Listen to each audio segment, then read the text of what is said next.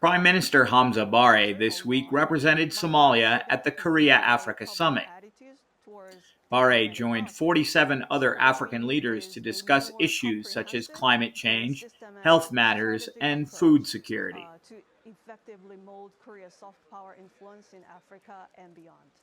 Right, and speaking about A few visitors left the event with more than promises and strategies related to development. what does your course cover? Are we talking about the history of Africa or the culture of Africa? Later on Sunday, President Yoon had dinner with Ethiopia signed a $1 billion deal to receive Korean funding for infrastructure, science and technology, health, and urban development. would enter the Ethiopian market and contribute to its economic development.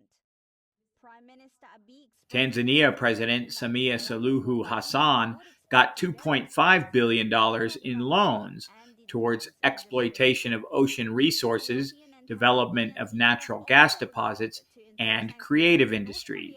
Nuclear and missile development violates UN Security Council resolutions. While many African leaders have asked why they should show up for such meetings, these two countries showed why. There is money in these summits. Can you please tell us what is wrong with this architecture, the global architecture we feel, especially the financial architecture? What's wrong? Last year, Kenyan President William Ruto, talking to billionaire philanthropist Mo Ibrahim, said the African Union should represent the continent at such gatherings. Was set up against a certain context.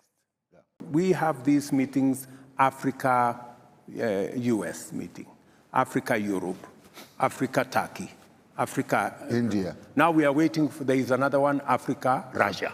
And Africa, Japan. And Africa, Japan. We have made the decision that it is not intelligent for 54 of us to go and sit before one gentleman from another place.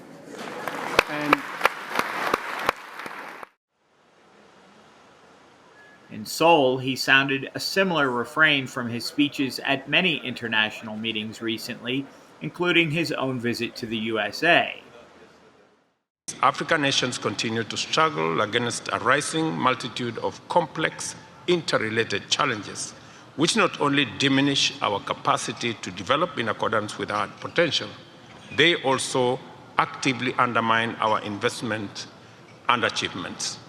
They include an escalated debt crisis, low access to development resources in our international financial markets, high costs of this limited financing, heightened vulnerability to fluctuations in global economy, including inflation, supply chain disruptions, which make the prices of essential goods beyond reach of many. But his administration recently took out another European loan at $1.5 billion, in large part to pay back a previous loan.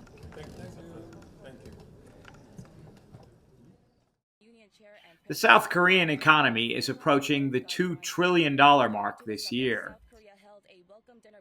In 2023, Seoul's exports reached almost $700 million, while their imports were even higher for the first time at $731 million. While Russian, Chinese, and American summits with Africa most definitely have a political element to them, the Korean summit was focused on trade and investment. Like other international partners, South Korea wants Africa's natural resources, in part to supply its strong manufacturing industries. The country is extremely high-tech, and many Korean brands such as Samsung, LG, and Hyundai are seen all across the continent. Many African countries will benefit from increased trade and investment from South Korea, while the Koreans hope the summit will help them get access to Africa's mineral wealth.